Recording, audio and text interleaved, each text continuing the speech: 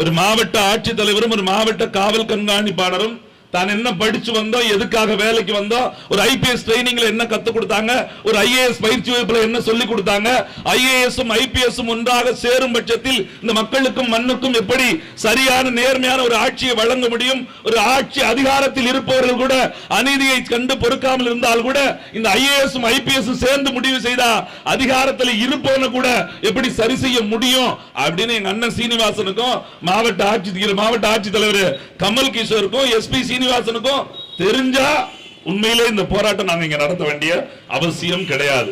அவங்க ரெண்டு பேருக்கு அது தெரியலன்னு நினைக்கிறேன். அதனால சீமான் தம்பிகள் நாங்க அவங்களுக்கு பாடம் எடுக்க வேண்டிய அவசியம் வந்ததாக நாங்க கருதுறோம். ஏன்னா இன்னைக்கு தினகரன் பேப்பரை எல்லாரும் படிச்சிருப்பீங்க, நானுமே அதை பார்த்தேன். பொதுவா இந்த பத்திரிகை எல்லாம் பாக்குறதே கிடையாது.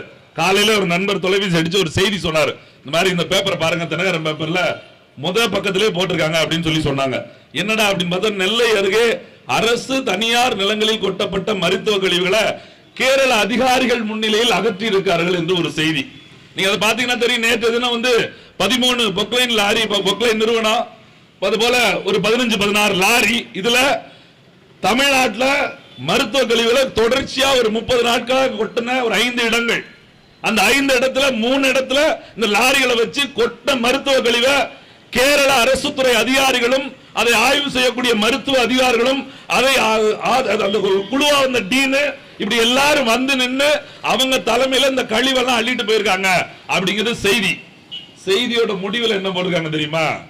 அவங்க என்ன போடுறாங்கன்னா, இதுதான் வரலாற்றுல முதல் முறையா, எப்படி வரலாற்றுல முதல் முறையா திமுக ஆட்சியில கொண்டு வந்த கழிவை திருப்பி போக வச்சுட்டோம் நாங்க அப்படின்னு போட்டிருக்காங்க.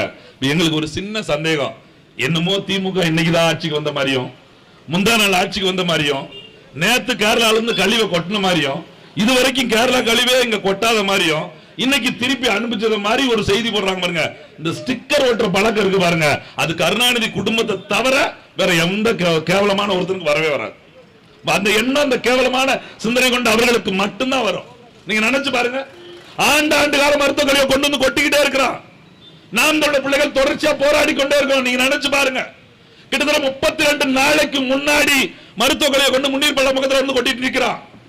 அந்த இடத்தை சார்ந்த அந்த இடம் யாருடைய பேரில் இருக்கிறதோ அந்த இடத்தோட ஓனர் முதலாளி போய் நிக்கிறார். எங்க? காவல் நிலையத்தில் போய் நிக்கிறார், சுத்தமல்லி காவல் நிலையத்தில். அந்த சுத்தமல்லி காவல் நிலையத்தில் புகார் கொடுத்து எவ்வளவு நாள் ஆச்சு? இன்னும் அந்த நேரம் வரைக்கும் எது அவர் கொடுத்து 13 நாள் வரைக்கும் ஒரு முதல் தகவல் அறிக்கை எஃப்ஐஆர் பதிவு பண்ணல. அவர் சிஎம் செல்லுக்கு பெட்டிஷன் போடுறாரு. சிஎம் செல் மருத்துவ பொது இங்க இருக்கக்கூடிய முதலமைச்சருக்கு தனிப்பெரில பெட்டிஷன் போட்டதுக்கு அப்புறம் அந்த பெட்டிஷன் திரும்பி வருது. நாம் தமிழர் கட்சி பிள்ளைகள் அதை கேள்விப்பட்டு போய் நிக்கிறாங்க. நெல்லை மாவட்டத்தில் இருக்கக்கூடிய நாம் தமிழர் கட்சி பிள்ளைகள் அது இறங்கி அதுக்கப்புறம் அந்த காணொலி எடுத்து அந்த குப்பை என்னெல்லாம் இருக்கு என்னன்னு விசாரிச்சு பார்த்தா அவன் தொடர்ச்சியா 6 மாசமா அங்க கொட்டிக்கிட்டே இருக்கான். கொட்ட தீய வைக்க, கொட்ட தீய வைக்க. இது இடம் எப்படி இடத்துக்காரங்க தெரியாம போச்சுன்னு பார்த்தா நம்மகிட்ட ஒரு சிக்கல் இருக்குது. நம்ம தான் தினந்தோறும் கூலி வாங்கி வாங்கி நம்ம வாழ்க்கையை சுமக்கிறதுக்கே கஷ்டமா இருக்கும். எங்கேயாவது சீட்டு கட்டு கட்ட வேண்டியது, அதுக்கு 3 சென்ட் 4 சென்ட் அங்க கொடுக்குறான்னா எப்ப 10 வருஷமா சீட்டு கட்டி இடத்த மட்டும் வாங்கி வைப்படுறது 15 வருஷத்துக்கு முன்னாடி அந்த இடம் எப்படி இருக்கு? ஒரே முள்ளு காடா கிடக்குது, ஒரே பொட்ட காடா கிடக்குது. கேட்டா சொல்றது ஒரு சில பேருக்கு அந்த இடம் எங்க இருக்குன்னே தெரியல. முந்த நாள்ல என் நண்பன் அப்படிதான் கேட்கறான், எங்க அப்பா ஒரு இடம் வாங்கி போட்டாரா, அது வாழ வந்தால் பக்கத்துல இருக்குங்காரு, அது என்னவா இருக்கு? கம்மாயில இருக்கு. அந்த இடத்துக்கு பிளாட் போட்டு வச்சிருக்காங்க கம்மாய்க்கு.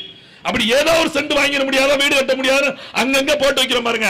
அப்படி வாங்கின இடம் அவர் என்னன்னே போய் பாக்குறாட்டி இவன் கொலவை கொண்டு வந்து கொட்ட தீய வைக்க, கழிவை கொண்டு வந்து கொட்ட தீய வைக்க, இப்படியே போட்டே போயிட்டான். இப்ப மழை வந்தது பாருங்க, அந்த மழையில தீய வைக்க முடியல, பச்சை தீ எரியல, அவன் போயிட்டான். இப்ப எல்லாம் கழிவா இருந்துச்சு. நம்மளும் போய் பாக்குறாங்க, மருந்து கழிவு இருக்குது, கையுறை இருக்குது, காலுறை இருக்குது, ஊசி இருக்குது, இன்ஜெக்ஷன் பாட்டில் இருக்குது, இப்படி எல்லாம் கிடக்குது. இப்ப திருப்பி அதை வீடியோ காணொலியா எடுத்து புகார் கொடுத்து பசுமை தீர்ப்பாயத்துக்கு நாம் தமிழர் பிள்ளைகள் அனுப்புகிறாங்க. பசுமை தீர்ப்பாயத்துக்கு அனுப்பி இந்த தமிழ்நாடு அரசு நினைச்சு பாருங்க, ஒரு சட்டம் இருக்குது. தமிழ்நாடு அரசு சட்டத்தின்படி இங்க இருக்கக்கூடிய தமிழ்நாட்டிற்குரிய தனியார் இல்ல அரசு ரெண்டு பேருமே, தனியார் மருத்துவமனையா இருக்கலாம், அரசு மருத்துவமனையா இருக்கலாம், எந்த மருத்துவமனை இருக்கக்கூடிய மருத்துவ கழிவு சீர் செய்யப்படாம அது சுத்திகரிக்கப்படாம பொது இடங்களை வெளி இடங்களை கொட்டக்கூடாதுன்னு சட்டமே இருக்கு, ரைட்ஸ் இருக்குது. இந்த சட்டத்தை மீறி கேரளாவில இருந்து வண்டியில வந்து இங்க கொட்டிட்டு போயிருக்கா. அதுவும் இல்லாம இங்க இருக்கக்கூடிய நாங்குநேரி பாருங்க, நாங்குநேரி, அந்த நாங்குநேரில இந்த மருத்துவ கழிவை சுத்திகரிப்பு ஒரு சுத்திகரிப்பு நிலையத்தை தமிழ்நாடு அரசு உருவாக்கி இருக்கிறது. நம்ம ஊர்ல இருந்தாரு பின்னாடி இருக்க தென்காசி இந்த மருத்துவமனையில மருத்துவ வந்தா கூட நாங்குநேரில் இருக்கிற சுத்திகரிப்பு மையத்தில் சுத்திகரிச்சு எதை வெளியே போடணும் எதை வெளியே போடக்கூடாது எதை டிஸ்போஸ் பண்ணணும் எதை டிஸ்போஸ் பண்ண முடியாது அப்படின்னு அங்க இருந்து சர்டிபிகேட் கொடுத்ததுக்கு அப்புறம் தான் அந்த கழிவு அந்த சுத்திகரிப்பு நிலையத்திலிருந்து வெளியேறணும். இது நம்ம நாட்டுக்கே சட்டம்.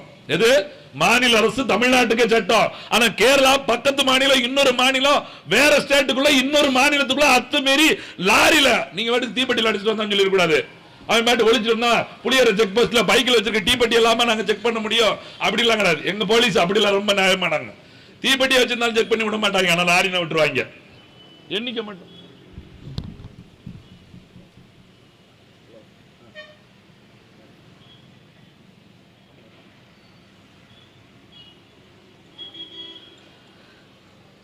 லாரில எண்ணிக்கை மட்டும்தான். எத்தனை லாரி போய்கிட்டு இருக்குன்னு உட்கார்ந்த இடத்துல என்னதான் செய்வாங்க? வெறும் 20 ரூபா கொடுத்தா போ ஒரு லாரிக்கு. அதை பத்தி நீ எத்தனை நாள் போய்கிட்டே இரு. அதுக்கு டயர் என்ன அதென்ன இதென்ன எதையும் கேட்கறது கிடையாது. லாரி என்ன எடுத்துட்டு போகுது எதையும் பாக்குறது கிடையாது. அவன் மூடிட்டு போறான் திறந்துட்டு போறான். எது இந்த புளியரை செக் போஸ்ட் எல்லா செக் போஸ்டும் தான். செக் போஸ்ட்ல ஊருக்கு வெளியில கொண்டு வைக்கிறது காரணம் நினைக்கிறீங்க? இவங்க செல்போன் வச்சுட்டு சும்மாவா இருக்காங்க. ஆவுன்னா வீடியோ எடுத்து போட்டுறாங்க. இதுல கூட்டத்துல இருந்து வாங்கவும் முடிய மாட்டேங்குது. அதனால ஊருக்கு வெளியில செக் போஸ்ட் கொண்டு வேண்டியது. டிரைவர் அவன் தெளிவாக வரான். 20 ரூபா சில்லறையா மாத்திட்டே வரான். போற ஒரு என்னண்ணே ரொம்ப 20 ரூபாய் வச்சிருக்கீங்க 15 செக் போஸ்ட்டுக்குண்ணே. அவன் திருப்பி 50 ரூபா கொடுத்தா திருப்பி வாங்க முடியல. 100 ரூபா கொடுத்தா பார்க்கவே முடியல. 5 ரூபாய்க்கு சேர்த்து வச்சுக்கிறீங்க. அவன் 5 நாள் வர மாட்டேங்க வேற வந்து உட்காந்துருக்கான். அப்படிங்கிற அளவுக்கு காவல்துறை எவ்வளவு கேவலமா பேசணுமோ அவ்வளவு தூரம் இழிவுபடுத்துற அளவுக்கு இந்த லாரியோட பிரச்சனை இருக்குது. அப்ப லாரியில பெரிய பெரிய டாரஸ்லயும் லாரியிலையும் அந்த கழிவை கொண்டு கொட்டி போட்டா தொடர்ச்சியா நாம் தமிழர் கட்சி போராடி போராடி பசுமை தீர்ப்பாயம் போய் மாவட்ட ஆட்சித்தலைவருக்கு போய் மாவட்ட காவல்துறை கண்காணிகள் போய் அப்புறமா அந்த வழக்கை பதிவு செய்ய வச்சு அந்த பசுமை தீர்ப்பாயத்துல நாங்குநேரி சுத்திகரிப்பு நிலையத்துக்கு போராடினதுக்கு அப்புறம் இந்த கழிவுகள் என்ன செய்யணும்னு பேசப்பட்டு கேரளா அரசு பேசப்படுது. கேரளாக்காரர் என்ன சொல்றா? அதெல்லாம் வந்துருச்சு எங்களுக்கு எல்லாம் தெரியாது. இப்ப தமிழ்நாட்டில் இருக்கு.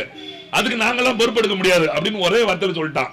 திருப்பியும் நாம் தமிழர்கள் தொடர்ச்சியா 3 நாள் போராடினதுக்கு அப்புறம் நீதிமன்றத்துக்கு போவான்னு சொன்னதுக்கு அப்புறம் கேரளாவில இருந்து மருத்துவ கழிவு அந்த மருத்துவ கழிவுல ஆய்வு செய்வதற்கு அங்கிருந்து ஒரு குழு வருது. அந்த குழு இங்க வந்ததுக்கு அப்புறம் என்ன சொல்றாங்க? இந்த கழிவு எடுத்துட்டு போய் நாங்குநேரில் இருக்கக்கூடிய சுத்திகரிப்பு மையத்தில் சுத்திகரிச்சு அது சரியா தப்பா டிஸ்போஸ் பண்றதா பண்ணக்கூடாதா, அது தேவையான கழிவா தேவையில்லாத கழிவான்னு இவங்க சரி பார்த்து அதுக்கப்புறம் தான் முடிவு செய்ய முடியும் அப்படின்னு கேரள அதிகாரி சொல்றாங்க. அப்பையும் நம்மால வாயை முடிட்டு வேடிக்கை தான் பாக்குறாங்க. ஆனால் நாம் தமிழர் கட்சி அதுக்கு ஒத்து கொடுக்கவே இல்லை. இது கேரளாவிலிருந்து வந்த கழிவு கேரளாவில் கொண்டு போய் தான் நீ சுத்திகரிக்கணும். நீ சுத்திகரிப்போ வாயில சுத்திக்கிட்டு போடுவியோ அது கேரளாவில போய் வச்சுக்கணும். தமிழ்நாட்டு எல்லைக்குள்ள செய்யவே கூடாது அப்படின்னு தொடர்ச்சியா இன்னும் 2 நாள் போராடினதுக்கு அப்புறம் நேற்று தினம் வேற வழியே இல்லாம 16 லாரி வந்து 5-6 ஜேசிபி வந்து கிட்டத்தட்ட 3 இடங்கள்ல இருந்த மொத்த இடத்தும் குப்பையும் அள்ளிட்டு நேற்று இரவு தான் கிளம்பி போயிருக்காங்க. இதுக்கு அங்க இருக்கக்கூடிய எங்க மாவட்ட ஆட்சியர் எங்க அண்ணன் கார்த்திகேயன், மாவட்டத்தோட காவல் கண்காணிப்பாளர் கூடிய அண்ணன் மதிப்புக்குரிய சிலம்பரசன் அவர்களும் 2 பேரும் நாம் தமிழரோட போராட்டத்தோட விளைவா வேற வழியே இல்லாம ஆனாலும் கார்த்திகேயன் அவர்கள் கொஞ்சம் மனசு படைச்சவங்க தான். சட்டத்தில் ஏதோ கொஞ்சம் செய்யணுங்கிற சிந்தனை இருப்பதனாலேயே இந்த நாம் தமிழர் பிள்ளைகளுக்கு ஒத்துழைச்சு நேற்று இரவு தமிழ்நாட்டு எல்லையை அந்த வண்டிகள் தாண்டுகிற வரை காவல்துறை பாதுகாப்புக்கு அனுப்பி அதை காணொளி எடுத்து அதை அரசாங்கத்துக்கு அனுப்பியிருக்காங்க. இன்னைக்கு நேற்று இரவு கன்னியாகுமரியில் 2 லாரிகளை சிறைபிடித்திருக்கிறது காவல்துறை. எதுக்கு? கேரளாவிலிருந்து கழிவுகளை ஏற்றி வந்த குற்றத்திற்காக வண்டிகளை சிறைப்பிடித்து 2 மீது வழக்கு செய்யப்பட்டிருக்கிறது. நீங்க நினைச்சு பாருங்க, வரலாற்றிலேயே நாம் தமிழர் போராடினதுக்கு அப்புறம் தான் முறையா கழிவுகளை ஏற்றி வந்த லாரி கைது செய்யப்பட்டு அதை ஓட்டி வந்த ஓட்டுநர் கைது செய்கிற வரலாற்று நிகழ்வை ஏற்படுத்தியது நாம் தமிழர் கட்சி தான். அவன் நினைச்சுக்கிட்டு இருக்கா இங்க ஸ்டாலின் தான் முதலமைச்சர், உதயநிதி தான் துணை முதலமைச்சர், நம்ம பாட்டுக்கு வச்ச ஆளுதான் இருப்பாங்க, நம்ம பாட்டுக்கு வண்டியை கொட்டிப்பார். இன்னும் ஸ்டாலின் முதலமைச்சரா இருந்தாலும் சரி, எடப்பாடி முதலமைச்சரா இருந்தாலும் ஏரியாக்கு ஏரியா சீமான் தம்பிகள் இருக்கிற வரைக்கும் மருத்துவ கழிவுள்ள ஒரு மண்ணை கூட நீ எங்க இருந்து இங்க கொட்டிட்டு எடுத்துட்டு போயிட முடியாது என்கிற நிலையை நாம் தமிழர் கட்சி பிள்ளைகள் இங்க உருவாக்கும். ஏன்னா நாம் தமிழர் கட்சியோட எங்களை வரைவில் நாங்க கொடுத்திருக்கோம். இந்த மண்ணில் இருக்கக்கூடிய அந்த மண்ணில் வரக்கூடிய நிலத்தில் இருக்கக்கூடிய வளத்தையும் நாம் தமிழர் பிள்ளைகள் இந்த மண்ணை தவிர யாருக்கும் ஒப்பு கொடுக்க மாட்டோம் என்பதை எங்க சட்டம். நீங்க நினைச்சு பாருங்க, கேரளாவுக்கு என்ன போது, இங்க இருந்து கல்லு போகுது பேசுறாங்கல்ல, ஒரு துறைமுகம் இருக்கு, துறைமுகம் கட்டுறாங்க, கவர்மெண்ட் கட்டலங்க, அரசு கட்டல. கேவலம் அரசு கட்டினா கூட அள்ளி கொடுத்துடலாங்க. நாம ஒரு நாட்டின் குடிமக்கள், பரவாயில்ல, பக்கத்து நாட்டின் குடிமக்கள் இருக்காங்க, அவர் மலையாளியா இருக்கா, நம்ம தமிழனா இருக்கோம், அவனுக்கு நமக்கு தேவைப்படும் போது அவனுக்கு கொடுத்துட்டு போறோம், அவனுக்கு தேவைப்படும் நம்ம கொடுத்துட்டு போறோம்னு சொல்லிடலாம். கேரளாவில் துறைமுகம் கட்டுறது யாரு? அம்பானி, அதானி கட்டிக்கிட்டு இருக்கா. அதானிக்கும் தமிழ்நாட்டில் இருக்கிற தமிழனுக்கு என்ன சம்பந்தம்? அதானிக்கும் கேரளாவில் இருக்கிற மலையாளிக்கு என்ன சம்பந்தம்? ஒரு தனியார் கார்பரேட் முதலாளி ஒரு தனியார் துறைமுகம் கட்டுறான். கேரள அரசு ஒரே சட்டம் தான், நீ என்ன துறைமுகம் கட்டு, என்ன இளவு கட்டுவியோ, கேரளாவில் இருக்க மலையை உடைக்கிறதுக்கு விட மாட்டேன் அப்படின்னு சொல்லி ஒரு சட்டம் போட்டார். கேரளாவில் துறைமுகம் கட்டுறாங்க, கேரள முதலமைச்சர் சட்டம் போடுறாரு இங்க இருக்கக்கூடிய மலையை உடைக்க கூடாது என்று. கேரளாவில் துறைமுகம் கட்டுறதுக்கு இப்ப எங்க மலையை உடைக்காங்க? தென்காசில இருந்து, திருநெல்வேலியில இருந்து, கன்னியாகுமரியில இருந்து, நாங்குநேரில இருந்து இங்க இருக்க மலையெல்லாம் உடைச்சு கேரளாவுக்கு லாரி லாரியா போய்கிட்டே இருக்கு. நீங்க நினைச்சு பாருங்க, கேரளா இந்தியாக்குள்ள தானே இருக்குது, தமிழ்நாடு இந்தியாக்குள்ள தானே இருக்குது. கேரள மாநிலத்துக்கு ஒரு சட்டம் போட முடியுதுல. அந்த மண்ணின் வளங்கள், இந்த மலையின் மண்ணில் இருக்கக்கூடிய வளங்கள் எல்லாம் அந்த மண்ணின் மக்களுக்கு தான், அடுத்தவருக்கு தரமாட்டேன்னு சட்டம் போடுறான்ல. இங்க இருந்து கேரளாவுக்கு என்னெல்லாம் போகுது யோசிச்சு பாருங்க. மலை அள்ளி கொண்டு வர, மண் அள்ளி கொண்டு வர, காய்கறி போகுது, அரிசி போகுது, நெல்லு போகுது, பால் போகுது, கீரை போகுது, மாடு போகுது, மாட்டுக்கு வைக்கலும் போகுது, எல்லாமே போய்கிட்டு இருக்கு. அங்க இருந்து என்ன வருது?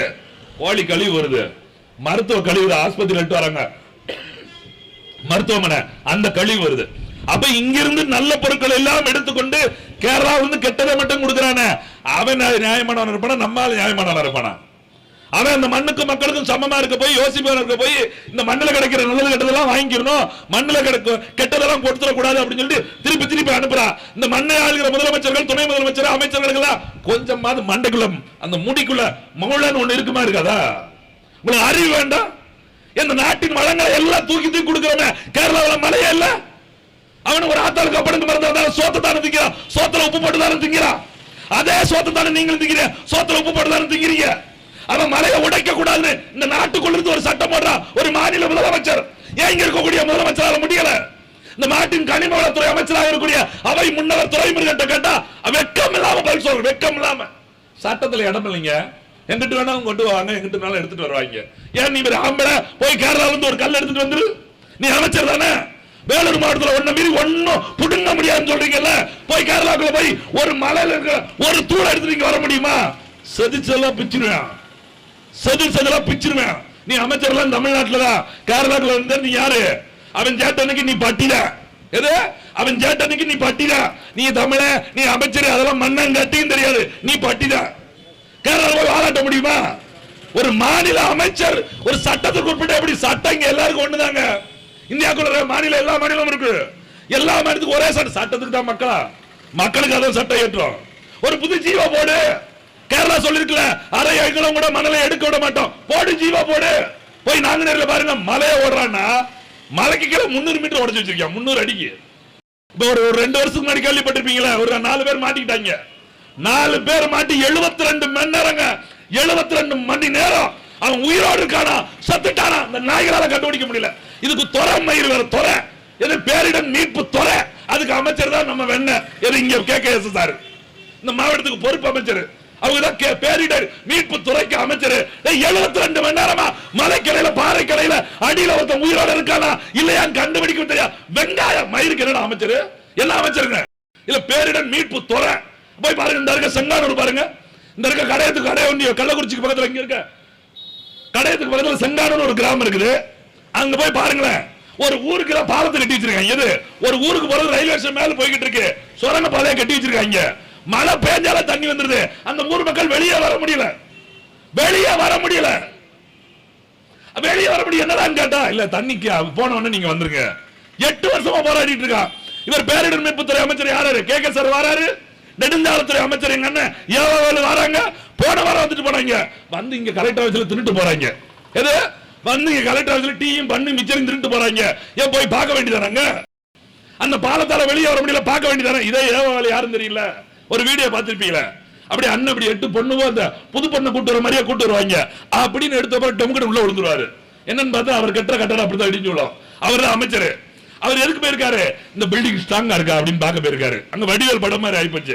பில்டிங் ஸ்ட்ராங், பேஸ்மெண்ட் வீக் அப்படிங்கிற மாதிரி டொமுக்குன்னு புத்துக்கிச்சு அமைச்சர் உள்ள போயிட்டாரு. அக்காவை தூக்குங்கடா அப்படிங்கிற மாதிரி அமைச்சர் தூக்குனாங்க. அவர் தான் நாட்டினோட நெடுஞ்சாலைத்துறை அமைச்சர். இவர் போட்டிருக்க தரமான சாலை இருக்கு பாருங்க, சாலை, அந்த சாலையில தான் இந்த கனிமூலத்தை தள்ளிட்டு போறதுக்கு 16 டயர் கொண்ட லாரியை கொண்டு வந்து வர்றான். எங்க இருந்து? கேரளாவில இருந்து. இதே திருநெல்வேலி மாவட்டத்தில் ஆட்சித்தலைவர், மாவட்ட ஆட்சித்தலைவர் இருக்காரு பாருங்க, யாரு? எங்க அண்ணன் கார்த்திகேய. அவர் தனி ரூல்ஸ் போட்டுக்காருங்க, சட்டம் ஏற்றிருக்காரு. என்ன சட்டம்? 10 டயருக்கு மேல இருக்கிற லாரி, ஒரு லாரி கூட இங்க திருநெல்வேலி மாவட்ட எல்லைக்குள்ள கூடி வண்டியில போக கூடாது, கனிமூலை ஏத்திட்டு போக கூடாது. அப்படி கனிமூலை ஏத்திட்டு போனா குவாரிய சீல் வச்சு விட்டுருவேன். 10 டயர் லாரி தான் போகணும் அப்படின்னு சொல்லியிருக்காருல்ல. அவரும் தமிழ்நாட்டில் ஒரு மாவட்டத்தோட ஆட்சித்தலைவர் தானே. எங்க அண்ணன் கமல் கிஷோர் இங்க இருக்காருல்ல, இப்ப போனார்ல 4 டயர் வண்டியில, அவரும் மாவட்ட ஆட்சித்தலைவர் தானே, அவரும் சட்டம் போட வண்டி தானே. இதே ரோட்ல தான் 16 டயர் வண்டி போகுது, இந்த கார்ல புளியரோட போய்கிட்டு இருக்கு. ஏன் சட்டம் போட முடியல? ஏன் போட முடியல? ஒரு கிராமத்தோட எல்லைக்குள்ள கடையத்து வழியா கடைய ரோடெல்லாம் ரோடாங்க, கடைய ரோடெல்லாம் ரோடாங்க. நத்தம் போய் பார்த்து வந்தோம், ரோடு மாதிரியா இருக்குது. அதுக்குள்ள 16 டயர் வண்டி வந்தா எங்க டிராபிக் எப்படி கிளியர் ஆகும், சரியாகும்? எப்படி போக முடியும்? அது இந்த போடுற சாலையோட லட்சணம் தெரியுமில்ல. நம்ம தென்காசியில் இருக்கோம், மக்களை தெரிஞ்சுக்குங்க, நம்ம தென்காசியில் இருக்கோம். இங்க தென்காசியில திமுக ஒன்றிய செயலாளர் அழகு சுந்தரம், அடே எங்க அப்பா பேரை பாருங்க, அழகு சுந்தரம். அது ஒரு படத்துல சொல்ற மாதிரி பிள்ளைக்கு பேர் வச்சு வேண்டா விருப்ப பிள்ளைய பிரிச்சு காண்டாமுருகன் பேர் வச்சாங்களாம். அது மாதிரி அழகு சுந்தரன் பேரு, பேர்ல மட்டும்தான் அழகு இருக்கு, நடத்தையில ஒரு மண்ணாங்கட்டி இல்ல. ஒன்றிய செயலாளர் அவர் இருக்கிறார். ஒன்றிய செயலாளர் கட்சிக்கு இந்த நாட்டில் மக்கள் பிரதிநிதி என்ன இருக்கிற ஒன்றிய கவுன்சிலர், அவர் வசிக்கிறது ஒரு ஒன்றிய கவுன்சிலர் பொறுப்பு. ஒரு வீடியோ வெளியே வந்திருக்கு பாருங்க, அந்த வீடியோல ஒன்றிய சேர்மனை மிரட்டுறாரு. யாரு? ஒரு ஒன்றிய கவுன்சிலர் ஒன்றிய சேர்மனை மிரட்டுறாரு. மாமா 7 லட்சம் ரூபாய் எங்க, மாமா 7 லட்சம் கொடுத்து வச்சிருக்க, வட்டிக்கா பணம் கொடுத்துருக்க. இதுல வேற கேட்கிறாரு, நான் பிச்சையா கேட்கிறேன். பிச்சை தான்டா எடுக்கிறது, பிச்சை தானே. 7 லட்சம் உங்க அப்பா விட்ட காசை கேட்கிற, மக்கள் வரி பணத்துல ரோடு ஓட்ட கமிஷனை கேட்கறதுக்கு பேரு பிச்சை தானே. ஒரு ஒன்றிய கவுன்சிலர் ஒரு ஒன்றிய சேர்மனை மிரட்டி திமுக ஒன்றிய செயலாளர் அதிகாரத்தை பயன்படுத்தி அழகு சுந்தரம் அங்க இருக்கக்கூடிய ஒன்றிய சேர்மனை மிரட்டி காசு கேட்கிறாரு. இன்னை வரைக்கும் இந்த அரசாங்கம் நடவடிக்கை எடுத்திருக்கா? லஞ்ச ஒழிப்புத்துறை ஒண்ணு இருக்குதா இல்லையா? தட்டணும் கொஞ்சம் மனசு வந்து தட்டிட்டு போடுங்க. ஆமா, அடடா, உங்களால முடியல, அவங்க தட்டுறாங்க, விடுங்க. நீங்க காவல்துறையில வேலை பார்க்கறீங்க, உங்களால ஒண்ணும் பண்ண முடியாது. அவங்களால தட்டி பாரு, லஞ்சம் கேட்டவன கைது பண்ண முடியாது. என்ன மேல இருக்க அதிகாரி ஒத்துக்க மாட்டாங்க. மாவட்டம் அங்க இருந்து போன் பண்ணிடுவாரு, என்ன மதிவாணன், என்ன நீங்க அவனை கைது பண்ணீங்களாம்ல அப்படின்னா வேலை எடுத்துக்கிடுவாங்க. ஒண்ணும் பண்ண முடியாது. வருவாய்த்துறையில அதுதான், இங்க இருக்கக்கூடிய எல்லா துறையிலும் அதுதான். மாவட்ட ஆட்சித்தலைவரே மாவட்ட செயலாளர் மாதிரி தான் பல இடத்துல செயல்பட்டு இருக்காரு. பல மாவட்டங்கள திமுக மாவட்ட செயலாளர் தான் கலெக்டர் மாதிரியே ஆக்டிங் பண்ணிட்டு இருக்காங்க. யாரு கலெக்டர் யாரு மாவட்ட செயலாளர் தெரிய மாட்டேங்குது. நல்ல வேலை இவங்க வேட்டி சட்டை போட்டிருக்காங்க, அவங்க பேண்ட் சட்டை போட்டிருக்காங்க. அதை வச்சா இவன் படிச்சவன் இருக்கும், இவன் தற்கொலை பேவா இருக்கும் அப்படின்னா கண்டுபிடிக்க முடியுது. இல்லன்னா எவனே தெரிய மாட்டேங்குது, எல்லாம் வெள்ளை வெள்ளையா அது பாட்டு போயிட்டே தான் இருக்கு. ஒரு யோசிச்சு பாருங்க, காணொலி வந்து 24 மணி நேரம் ஆச்சு, இன்னை வரைக்கும் எஃப்ஐஆர் பதிவு செய்யப்படல. இதே நெல்லை மாவட்டத்தில் நீங்க இருக்கக்கூடிய மாவட்டத்தோட அந்த நீதிமன்ற வளாகத்துக்கு முன்னாடி ஒரு கொலை தானா முன் வந்து உயர் நீதிமன்றம் வழக்கு எடுத்துருச்சுல. வழக்கெடுத்து எல்லா மாவட்டத்தோட நீதிமன்றத்தோடையும் வாசலே 25 காவல்துறை பாதுகாப்புன்னு சொல்லிட்டீங்கல்ல. ஒரு உயிரை கொண்டுட்டான் பாதுகாப்புன்னு சொல்லிட்டுல. நாட்டினோட வரி பணத்தை கொள்ளையடிக்கிற, லஞ்சம் கேட்கிற, ஊழல் செய்யறான். இந்த நீதிமன்றம் எங்க வச்சு என்ன பயிர புடுங்க போச்சா? ஏன் தானா நீதிமன்றம் வந்து வழக்கு எடுக்கல? லஞ்ச ஒழிப்புத்துறை என்ன புடுங்கிட்டு இருக்கா? லஞ்ச ஒழிப்புத்துறையே அழகு சுந்தரத்து மேல வழக்கு போடல. நீங்க யோசிச்சு பாருங்க. எங்க ஒரு பஞ்சாயத்து தலைவர் பதிவு பண்றாங்க, அந்த ஊர்ல இருக்க பஞ்சாயத்து தலைவர், அந்த அழகு சுந்தரம் ஊர் இருக்கு பாருங்க, குத்துக்கல் வலச, அந்த ஊரோட பஞ்சாயத்து தலைவர் போய் வழக்கு கொடுங்க. மாவட்ட ஆட்சித்தலைவர்கிட்ட முந்தா நாள் புகார் கொடுக்காரு. என்ன புகார் கொடுக்காரு? எங்க ஒன்றிய செயலாளர் பாருங்க, எங்க ஒன்றிய கவுன்சிலர் பஞ்சாயத்து போர்டுக்கு பஞ்சாயத்துக்கு சொந்தமான கட்டடத்தை ராத்திரி இடிச்சிட்டு போயிட்டாருங்க. வடிவேல் சொன்ன மாதிரி கிணத்த காணமுங்கன்ட்டாங்க. எது கட்டடத்தை காணமுங்க? பஞ்சாயத்துல இருந்து அப்படியே லெட்டர் வச்சுட்டு இப்படி அழுதுகிட்டு இருக்காரு. என்னையா காணாம போச்சு அப்படின்னா, நைட்டா இடிச்சு கம்பி மேல ஆட்டையை போயிட்டு போயிட்டாங்க. எந்த திருடமையா ஆகுனா, அவர் திருடம் இல்லைங்க, ஒன்றிய கவுன்சிலருங்க. எது அவர் திருடம் இல்லைங்க, அவர் ஒன்றிய கவுன்சிலர். அந்த யோகி யாரு அப்படின்னு பார்த்தா திமுக ஒன்றிய செயலாளருங்க. அப்ப திருட்டு பேரா தான் இருப்பாங்க அப்படின்னு முடிச்சாச்சு. அதை சரிங்க, திருட்டு பேருக்கு பார்க்க வழக்குங்க. இல்ல திமுக மேல வழக்கு போட முடியுமாங்க? அது வந்து ஆளுங்கட்சிங்க, அதனால வந்துங்க எதுங்க சட்ட ஆளுங்கட்சிக்கு ஒண்ணு சொல்லுது. இப்ப இங்க இருக்கக்கூடிய இபி கோ அப்படின்னு பேசுறாங்களே, இந்தியன் பீனல் கோடு, அது ஆளுங்கட்சிக்கு ஒரு மாதிரி குறுக்க மறுக்க போது எங்களை மாதிரி ஆட்ட நட்டுக்கு நிக்குமா? சட்டம் எல்லாருக்கும் ஒண்ணு தானே. பாதிக்கப்பட்ட மக்களாக இருந்தாலும், பாதிப்பை ஏற்படுத்திய மக்களா இருந்தாலும், மக்கள் பிரதிநிதியா இருந்தாலும், அரசு அதிகாரியா இருந்தாலும், யாராக இருந்தாலும் சட்டம் ஒண்ணு தானே. ஒரு மாவட்ட ஆட்சித்தலைவர் கொடுத்த புகாருக்கு இன்றைய வரைக்கும் நடவடிக்கை எடுத்திருக்கணுமா வேண்டாமா? ஒண்ணு இல்லையா?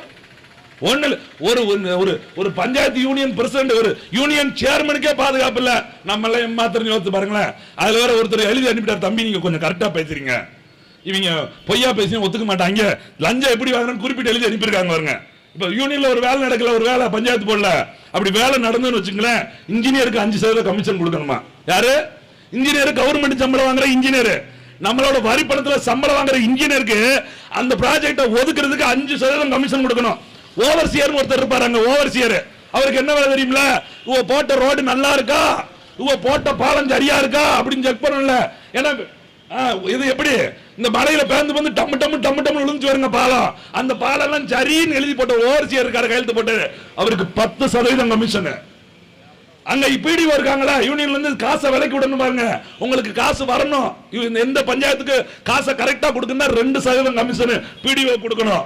ஒவ்வொரு ஊராட்சிக்கும் ஊராட்சியில் வரக்கூடிய வேலைகளுக்கு 10% கமிஷன். அதுல கிளர்க்குக்கு போகும், ஊராட்சி மன்ற தலைவருக்கு போகும், ஊராட்சி மன்ற கவுன்சிலருக்கு போகுது.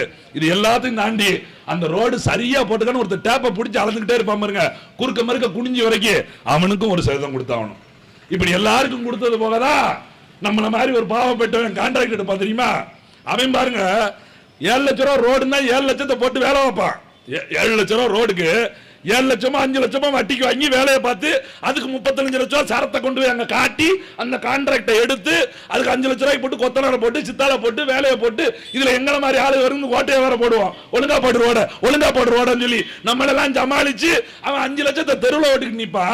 இவங்க 5 லட்சம் ரூபாய்க்கு கிட்டத்தட்ட 28% கமிஷன் எடுத்துருவாங்க. அப்ப 28% கமிஷன் பெருச்சுனா அவனுக்கு வர வேண்டிய பணம் எப்ப வரும்? வேலையெல்லாம் முடிச்சு பில்லு பாஸ் ஆனதான் வரும். பில்லு இடையில பெயில் ஆயிடுச்சுன்னு வச்சுக்கோங்க, வராது. எப்படி பில்லு பெயில் ஆகும்? 28% கமிஷன் போடலாம், பில்லு பெயிலா போயிடும். சரி, பிள்ளை எப்பதான் பாஸ் பண்ணீங்க? வேலையை முடிச்சதுக்கு அப்புறம் பாஸ் பண்ணுவோம். அப்ப எப்பதான் கமிஷன் வாங்குவீங்க? முதலே கமிஷனை வாங்கிடுவோம். 7 லட்சத்தை தரதுக்கு முன்னாடி கமிஷனே வாங்கிடுவீங்க. 7 லட்சத்தை கொண்டு போய் தெருவுலையும் போட்டுருவீங்க. அதுலயும் நிப்பாட்டி வச்சுட்டு அடுத்து ஒரு பெரிய ஆர்டர் வருதாம்ல உனக்கு, அதுல ஒரு அட்வான்ஸ் கொடு, அப்பதான் பில்லு பாஸ் ஆகும். எத்தனை பாசரா பண்றது? ஒன்னாப்புல இருந்து பாசா பெயிலான்னு படிச்சு இன்ஜினியர் படிச்சு வந்து வேலைக்கு போனான்னா அங்கேயும் அவன் பெயிலா போனா என்ன நினைச்சு பாருங்க. இப்படி 40 ரூபாய் தின்னுட்டு 60 ரூபாய் கொண்டு வந்து ரோடு ஓட்டா அப்புறம் ரோடு எப்படி இருக்கும்? அப்படித்தான் இருக்கும். 4 வண்டி ஏறணும்னா பாலம் பொத்துக்கு தான் விழுது. அரசு சோற போய் பாருங்க, ஒருத்தர் ரோட போய் எடுத்து போட்டுருக்காங்க வீடியோ, கையிட்டே சுரண்டிட்டாங்க தார் சாலைய. சுரண்டி எடுத்து நேத்து போட்ட தார் சாலையின் லட்சணத்தை பாருங்கள் அப்படின்னு போட்டாங்க. மறுநாள் கைதாயிட்டாங்க. ஏன் அப்பா, இந்த அரசாங்கம் உடனடியாக கைது பண்ணிச்சு, ரோடு போட்டவன கைது பண்ணிச்சு பார்த்தா சுரண்டா பாருங்க, சுரண்டி வீடியோ போட்டவன கைது பண்ணிட்டாங்க. எப்படி இந்த நவத்துல சுரண்ட அளவுக்கு உங்க ரோடு அவ்வளவு தரமா இருந்திருக்கேடா அப்படின்னு கேட்டான் பாருங்க. இவ்வளவு பெரிய நவமா வச்சிருப்ப நீ மனுஷனா இருக்க கூடாரா, உள்ள போடான்ட்டாங்க. அவன் என்ன ஒண்ணுமே வேணா நகை வளர்ப்பான். இல்ல ரோட்டை கிட்ட சுரண்டி இனிமே ரோட்டை மோந்து பாருங்க, செருப்பு ஏமா நடக்காதீங்க ரோட்ல, ரோடு கிட்ட பேந்துருச்சு உங்களை தூக்கி உள்ள ஓட்டுருவாங்க. அவங்க ரோட பொண்ணு மாதிரி போட்டிருக்காங்க, பூவா பாத்துக்கணும். வண்டி இந்தியாவா ஓட்டிடாதீங்கம்மா, தலையில தூக்கி வச்சுட்டு அலைங்க. எப்படி ஒரு நாடு பாருங்களேன். ஒரு ரோட உதவி சரியா போட முடியலன்னு கேட்க முடியல. கட்டணம் திறக்கலங்க, திருவள்ளூர்ல கட்டணம் திறக்கல. அடுத்த மாதம் தான் முதலமைச்சர் தேதி கொடுத்திருக்காரு. டம்மு டம்மு டம்மு விழுந்துருச்சு மாட்டையில இருந்து. இப்ப சீக்கிரம் அடிச்சிருங்கடா, அடுத்த மாதம் முதலமைச்சர் வர போறாரு, திறக்கணுங்கிறான். காஞ்சிபுரத்துல ஒரு பள்ளிக்கூடம் திறந்து 3 மாசம் 90 நாள் பிள்ளைங்க போய் படிக்கிற பிரேயர் நிக்கிறாங்க 9:15. நல்ல நேரம் 9:15. ஒரு 9 ஆயிருக்குன்னு வச்சுக்கோங்க. நாங்க வார கூரை பத்துக்கிட்டு விழுந்துச்சுல, பிள்ளைங்க எல்லாம் பள்ளிக்கூடத்துல உட்காந்துருக்கு கிளாஸ்ல. இது பிரேயருக்கு வந்துருச்சு, அது விழுந்துருச்சு, பிள்ளைங்க தப்பிச்சிருச்சு. நினைச்சு பாருங்களேன். ஒரு அரசு திட்டத்தை சரியா செயல்படுத்த முடியாத அரசு, ஒரு நலத்திட்டத்தை சரியா செயல்படுத்த முடியாத அரசு தான் நம்மளோட வளங்களை எல்லாம் எடுத்து கொண்டு போறோம். எங்க கொண்டு போறா? கேரளாவுக்கு எடுத்துட்டு போய்கிட்ட வேலையை மறுபடியும் செய்துட்டு, அப்படி வளங்களை கொண்டு போறது மட்டுமில்லாம அங்கிருந்து கழிவுகளை இங்க கொண்டு வந்து நிப்பாட்டுறான்னா நாம தான் யோசிக்கணும். நாட்டின் வளங்களை திருட கொடுத்து விட்டு நாட்டினோட வளங்களை மறுபடியும் கெடுக்கிற இடத்துக்கு வந்து நிக்கிறவன் இந்த ஆட்சியாளர் நம்ம என்ன செய்ய போறோம்? யோசிச்சு பாருங்க. ஏதாவது ஒரு அமைச்சர் இதை பற்றி ஏதாவது ஒரு கருத்து, ஒரு கேள்வி கேட்ட ஏதாவது மைக்கு நிட்டா ஏதாவது பேசுவாங்களா? ஏதாவது சொல்ல முடியுமா? இதே முதலமைச்சர் ஸ்டாலின் எங்க ஒரு வாரத்துக்கு முன்னாடி கேரளா முதலமைச்சரை கை குலுக்கிட்டு இருக்காரு. அன்னைக்கு தான் அவன் லாரியில வந்து கொட்டிட்டு போயிருக்கான். இது இவர் போய் கேரளால கை குலுக்கிட்டு இருக்காரு. அவன் குப்பையை வந்து மூஞ்சில காரி துப்பிட்டு போயிட்டான். இங்க பிரச்சனை எழுந்துகிட்டு இருக்கா அவரு. நல்லா இருக்கீங்களா? அப்புறம் ஒரே மழையா பெய்தாமல இவங்க சென்னையில உடனே மழை வரப்போகுது, சென்னையில பாதுகாப்பு பலமா இருக்கு, உடனே பேப்பர்ல போடுறாங்க வீடுகளுக்குள்ளால் வெள்ளம் புகுந்தது. அட பைத்தியக்கார பேலாம், தண்ணிக்குள்ள வீடை கட்டிட்டீங்கடா. கம்மாயிலையும் குளத்திலையும் ஏறி வீட்டை கட்டி வச்சுட்டு தண்ணி ஒரு இடத்துல வீட்டை வச்சுக்கிட்டு செய்தி போடுறாங்க வீட்டுக்குள்ள வெள்ளம் வந்துருச்சு. சரி, எப்படி தடுப்பீங்க? நாங்க வந்து டிராக்டரை வச்சு உறிஞ்சிடுவோம். போன வாரத்துக்கு முந்தின வாரம் மதுரையில டங்ஷன் துறங்கன்னு ஒன்று திறக்கிறான்னு சொல்லிட்டு எதிர்ப்பு கூட்டம். எங்க அண்ணன் சீமான் வந்து பேசுறாரு. சரி போவோமேன்னு சொல்லி போய்கிட்டு இருக்கோம். இது மாதிரி இடத்துல ஒரு குட்டியால பேசிக்கிட்டு இருக்காங்க. அங்க ஒரு 50 அடியில ரோட்ல கொஞ்சம் தண்ணி இருக்கு. ஒரு லாரியை வச்சு உறிஞ்சிக்கிட்டு இருக்காங்க. 1/2 மணி நேரமா அப்படித்தான் உரியவே மாட்டு காத்து தான் வருது. அவங்க கிட்ட கேட்கறோம், என்ன இந்த நேரத்துல உரியணும் அப்படின்னா, இல்ல காலையிலே மாநகராட்சியில சொன்னாங்க, இதை வேற பேசிட போறாரு, சீக்கிரம் உறிஞ்சிருங்க. அப்படி எப்படி மதுரை செல்லூர் பகுதியில் இருக்கக்கூடிய இடத்துல கூடிய ஆக்கிரமிப்புகளை இடிக்கிறதை எடுத்துக்கிட்டு இருக்கான். ஏன் நீர்நிலைகளை ஆக்கிரமிப்பது தவறுன்னு சொல்லி உயர் நீதிமன்ற நீதிபதி உத்தரவு போட்டிருக்காரு. எல்லா இடத்துலயும் நீதிபதி உத்தரவு போட்டு நிரப்பிக்கிறீங்களா? மதுரை விமான நிலைய விரிவாக்கம், பரந்தூர் விமான நிலைய விரிவாக்கம் இன்னைக்கு ஏவாவேல பேசியிருக்காரு. விவசாய நிலங்களை கட்டாயம் கூடுதல் பணம் கொடுத்தாவது நாங்கள் கையகப்படுத்துவோம். எது சிப்காட் அமைக்கிறதுக்கும் விமான நிலையம் அமைக்கிறதும் விளைநிலங்கள் தான் கிடைச்சதா? நீ கட்டடம் கட்டிருக்க, ஃபேக்டரி தொழிற்சாலை கட்டிருக்க, நீ பெரிய பெரிய கட்டடங்களை கட்டி கொடுத்த. இன்றைக்கு வரலாற்றுல ஏதாவது ஒரு ஆட்சியாளர் திமுக அதிமுக அந்த திராவிட கட்சி திராவிட மாடல் பேசுறாங்களே, நான் ஒரு 20 ஏக்கர் ஒரு 50 ஏக்கர் ஒரு 100 ஏக்கர் விவசாய நிலத்தை உண்டு பண்ணிருக்கேன்னு சொல்ல முடியுமா? விவசாய நிலங்களை எல்லாம் தொடர்ச்சியாக உடைச்சு எடுத்துட்டா நீ என்னத்தை கொண்டு வந்து திங்களுக்கு விவசாயம் பண்ணுறதுக்கான உன்னோட வேலை வாய்ப்பு என்னவா வந்து சேரும்? யோசிச்சு பாருங்க. இதை யாராவது ஒருத்தர் கேள்வி கேட்கிறாங்களா?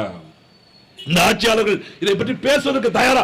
எங்காவது ஒரு பொது மேடை இல்ல தொலைக்காட்சியில் ஒரு வாதம் பேச முடியும்? இன்னைக்கு உதயநிதி சொல்லியிருக்காரு, பிறப்பால் எவனையாவது தாழ்த்தி பேசுறீங்க நாங்க சமாளிக்கவே மாட்டோம், நாங்க வந்து பிரச்சனை பாத்துக்கிறோம் அப்படிங்கிறீங்களே. என்ன பிறப்பால? நீங்க உதயநிதி எப்படி துணை முதலமைச்சர் நீங்க நீங்க அமைச்சர் எம்எல்ஏ ஆகி 5 வருஷம் கூட ஆகல, 3 வருஷம் தான் ஆகுது. இப்பதானே முதல் முறை எம்எல்ஏ, இப்பதானே முதல் முறை அமைச்சர், இப்பதானே முதல் முறை துணை முதலமைச்சர். அது எப்படி ஒரே தடவையில எம்எல்ஏ ஆகி அமைச்சர் ஆகி துணை முதலமைச்சர் ஆகி முதலமைச்சர் ஆனாலும் ஆயிடுவாங்க. ஸ்டாலின் வச்சிருக்காங்களோ போட்டு தள்ளுறாங்களோ அது அவங்களுக்கு தான் தெரியும்.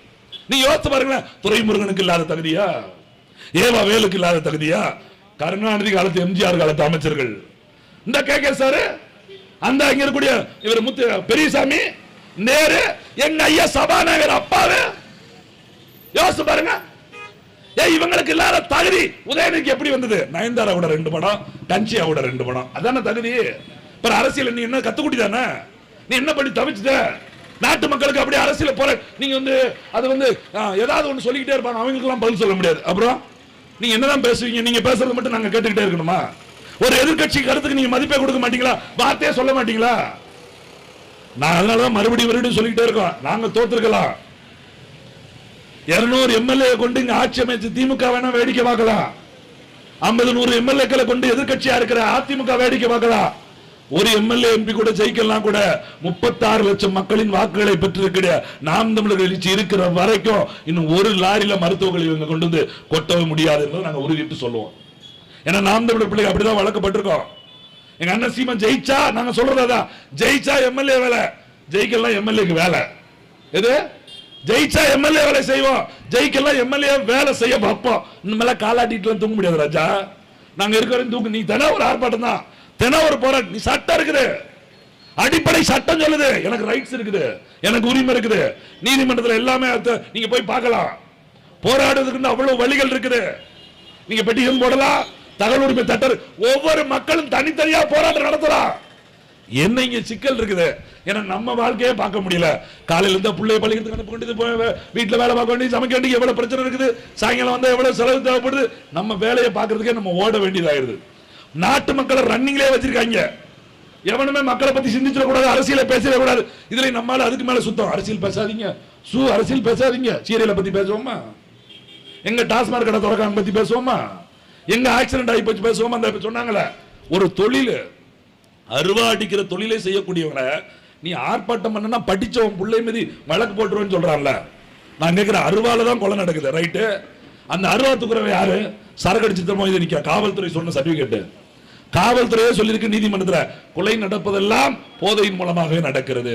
சரக்கு அடிக்கிறாங்க, கஞ்சா போடுறாங்க, அப்படிதான் நடக்கல. சாராய கடை மூடு. இப்போ ஒரு ஐடியாவுக்கு வந்துட்டாங்க. அமைச்சர் சேகர் பாபு சொல்லியாரு, அமைச்சர் செந்தில் பாலாஜி சொல்லிக்கிட்டே இருக்காரு, நாங்க கடையை குறைக்க போறோம். நாங்க கடையை நம்ம நினைச்சுக்கிட்டு இருக்கோம், கடையை குறைக்காம இருக்கோம். 5600 கடையை 5200 ஆக்கிட்டாங்க, 400 கடையை குறைச்சிட்டாங்க அப்படின்னு நினைச்சுக்கிட்டு இருக்கோம். அதெல்லாம் ஒரு மண்ணாங்கட்டியும் கிடையாது. இந்த திருநெல்வேலி தென்காசி மாவட்டத்தில் மட்டும் 52 தனியார் மதுபான கடைக்கு லைசன்ஸ் கொடுத்திருக்காங்க. விருதுநகர் மாவட்டத்தில் 102 கடை இருக்குது. 102 கடை. அரசு கடையை மூடிட்டு தனியார் மதுபான கடைங்கிற பேர்ல கடையை திறக்க போறாங்க. இப்ப என்ன தெரியுமா? டாஸ்மார்க் எதிராக நம்ம போராடணும்னு வச்சுக்கோங்க, விஓவால பேச முடியல, தாசில்தாரால பேச முடியல, உதவி கலெக்டர் வந்தாலும் பேச முடியல, கலெக்டராலே பேச முடியல. ஆனா இப்ப இவர் கடை திறந்துட்டான்னு வச்சுக்கோங்க, இவர் தான் குமரேசன், இவர் தான் நாம் தமிழர் கட்சி, இவர் என்ன பண்ணுவாரு? அடுத்த ஆளை வச்சு என்ன அடிக்க பார்ப்பாரு. என் சொந்தக்காரன் சொல்லி மிரட்ட பாப்பாரு. இவர் ஒரு சொந்தக்காரன் வச்சு எனக்கு சண்டை எழுப்பாரு. இப்ப என்ன கேஸ் ஆயிரும்? இது கிரிமினல் கேஸ் ஆயிரும். எங்க வீட்டுல எங்க அம்மா இருப்பாங்க, தேவையில்லாம ஏண்டா அவன்கிட்ட சண்டை விட்டுக்கிட்டு இருக்கேன், அவன் வேற கொலை மிரட்டல் விட்டுக்கிட்டு இருக்கான், உனக்கு எதுக்குறா இந்த பிரச்சனை? இப்ப என்ன ஆகி போயிரும்? தனிநபர் சண்டை ஆகி போயிரும். அங்க சாராய கடை ஓடிக்கிட்டே இருக்கும். அப்போ நீங்க யோசிச்சு பாருங்க, விமானம் இல்லாத இந்த நாடு விமானம் கட்டுது. யாருக்கு? தனியார் கொடுப்பதற்கு. அரசாங்கம் கட்டுனா அரசு வரலாம், தனியார் கட்டுற விமானத்துக்கு கவர்மெண்ட் காவல்துறை தான் அனுப்பி வைக்குது போராட்டத்துக்கு. நினைச்சு பாருங்க. அப்ப இது எல்லாமே என்ன? தனியார் இடத்துல எல்லாம் கொண்டு போய் சேர்த்துட்டு அதன் மூலமா வருமானங்களை மட்டும் கமிஷன். இந்த கடையை வைக்கிறதுக்கு எவ்வளவு கமிஷன்? வாசல்ல இருக்கு பாருங்க, வாசுதேவன் அங்க இதே மாதிரி ஒரு மதுபான கடை நடத்துறதுக்கு 50 லட்சம் ரூபாய் ஒருத்தர் செலவழிச்சிட்டாரு. 50 லட்சம் ரூபாய், 1 ரூபா 2 ரூபா 50 லட்சம். நாங்க துறக்கவே விட மாட்டோம் நின்றுட்டு இருக்கோம். அவர் இப்ப இங்க வந்து பேசிட்டு இருக்காரு, தென்காசிக்கு கடை எங்கிட்டு மாத்திடுறேன். தென்காசி ஆமா, நீங்க தான் பார்த்துருக்கணும், உங்களுக்கு தான் கடை வரப்போகுது. 50 லட்சம் ரூபாய் அங்க செலவழிச்சுட்டு கடை இங்க வரணும்னு கொண்டு வந்துட்டு இருக்காங்க. அப்படி நினைச்சு பாருங்க, 50 லட்சம் ரூபாய் கடை வைக்கிறதுக்கே லஞ்சம் கொடுத்தானா அவன் எவ்வளவு கோடி சம்பாதிப்பான்னு நினைச்சு பாருங்களேன். இப்ப சாராயம் எவ்வளவு வலிமையா இருக்குது. பணங்கள்ல குடிக்க கூடாது, தென்னங்கள்ல குடிக்க கூடாது, ஆனா சரக்கு மட்டும் ஊத்திட்டே போயிட்டே இருக்கலாம். இதெல்லாம் மக்கள் தான் யோசிக்கணும். நாம் தமிழர் கட்சி பிள்ளைகள் தொடர்ச்சியா இப்படி கத்திக்கிட்டே இருக்க முடியாது. இந்த மண்ணுக்கும் மக்களுக்குமாக பேசக்கூடிய பிள்ளைகள் ரோட்ல நின்று சத்தம் போட்டுக்கிட்டே இருக்கிறோம். இந்த மண்ணையும் மக்களையும் அழிக்க நினைக்கிற லாபகரமான ஒரு அரசியலை, இந்த அரசியல் எல்லாம் ஒரு லாபகரமான தொழிலாக நினைக்கிற ஆட்சியாளர்கள் இன்னைக்கு சட்டசபையில் நின்று சட்டம் போட்டுக்கிட்டே இருக்காங்க.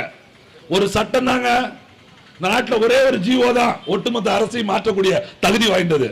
இன்னைக்கு சாராய கடை வேண்டாம், ஒரே சட்டம் போட்டா முடிஞ்சு போச்சு. ஆனா போட மாட்டாங்க. கல்வி இலவசம் ஒரே சட்டம் போட மாட்டான். மருத்துவ இலவசம் ஒரே சட்டம் போட மாட்டான்.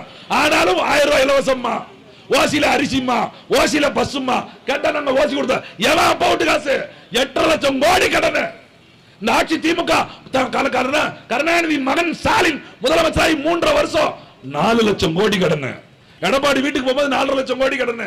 3 வருஷத்துல 4 லட்சம் கோடி. இன்னொரு 1.5 வருஷம் இருக்கு, 1.5 லட்சம் சேர்த்தான்னு வச்சுக்கோங்க, ரவுண்டா 10 லட்சம் கோடி கடன். நீங்க நினைச்சுக்கிட்டு இருக்கலாம் ஒண்ணு இல்லன்னு, ஒரே தான் தலைக்கு 4 லட்சம் ரூபா. இப்ப 3,67,000 கோடி, 3,67,000 இருக்குது. தலைக்கு 4 லட்சம் ரூபா, 4.5 லட்சம் ரூபா வச்சுட்டு போயிருவாங்க. நம்ம நினைக்க வேண்டியதான், நம்மளா கட்ட போறோம், இன்னும் 10 வருஷத்துல சாவ போறோம், எவனா கட்டிட்டு போறான், நம்ம செத்துருவோம், நம்ம புள்ள இங்கதான் இருக்கோம், நம்ம செத்துருவோம், நம்ம பேர இங்கதான் இருப்பான். இவன் சொல்றான் அங்க இருந்து பணம் தர மாட்டேங்க, எங்க இருந்து எவன் தருவான்? இந்த மாநிலத்திலேயே இந்தியாவிலேயே அதிக கடன் வாங்கிய மாநிலம் தமிழ்நாடு. நீ எப்படி போய் மத்திய அரசு கேட்க முடியும்? சொல்லுங்க பாப்போம். மாநிலத்தில் அதிக கடன் வாங்குற முதல் பட்டியல இருக்கா இவன் உட்காந்துக்கிட்டு. ஆனா நாட்டில் இருக்க அமைச்சர் இருக்க காசெல்லாம் கட்டு பாருங்க. வெள்ள நிவாரணத்துக்கு கொடுக்க முடியல, வெள்ளத்தை சரி பண்ண முடியல. ஒரு அமைச்சர் சொத்தை மட்டும் எடுத்து பாருங்க, வரி இல்லாத பட்ஜெட் போட்டுடலாம் நாட்டுக்கு. அப்படி சொத்து வச்சிருக்காங்க. கிட்டத்தட்ட 32 அமைச்சர் இருக்காங்க. அவங்க நிலைமையில நீங்க சிந்திச்சு பார்க்கணும். கேட்டுக்கூடிய மக்கள் கவனமா யோசிங்க. ஒரு ஆட்சி, ஒரு அரசு என்பது எவ்வளவு அற்புதமானது, அது எவ்வளவு அதிகாரம் அளித்தது. இந்த அரசியல ஏதோ அற்ப காசு 500 ரூபாய்க்கு 1000 ரூபாய்க்கும் ஓட்ட போட்டு விட்டுறாம கவனமா சிந்திச்சு செயல்படுத்தி உங்களுக்காக, மக்களுக்காக, மண்ணுக்கு மக்களுக்குமாக நிற்கக்கூடிய பிள்ளைகளுக்கு, எதிர்கால தலைமுறை பிள்ளைகளின் வாழ்வை யார் சேமிப்பார்களோ அவர்களுக்கு உங்கள் வாக்குகளை செலுத்துவதற்கு தயாராங்க. இப்படி உள்கட்சிக்குள்ளே சேர்மன் மிரட்டுற ஒன்றிய செயலாளர், கவுன்சிலர் மிரட்டுற பஞ்சாயத்து தலைவர், மாவட்ட செயலாளர் மிரட்டுற அடுத்த மாவட்ட செயலாளர், இங்கிட்ட ஒரு மாவட்ட செயலாளர், அங்கிட்ட ஒரு மாவட்ட செயலாளர், இவங்களே கலெக்டர் மாதிரி ஆக்டிங் கலெக்டர், இப்படி எல்லாம் இந்த கூட்டெல்லாம் காலி பண்ணணும்னு வச்சுக்கோங்க. உங்க பிள்ளைகளுக்கு ஓட்டு போடுற வழியை பாருங்க. நாம் தமிழர் பிள்ளை மறுபடியும் சொல்றோம், தோத்தாலும் ஜெயித்தாலும் மக்களோடு மக்களாக நின்றுகிட்டே இருப்போம். நாங்க ரோட்ல நின்னா சத்தம் போடுவோம், சட்டமன்றம் போனா சட்டம் போடுவோம். உங்களுக்கு தேவை சத்தமா நீங்களே முடிவு பண்ணுங்க. நன்றி, வணக்கம். நாம் தமிழர்.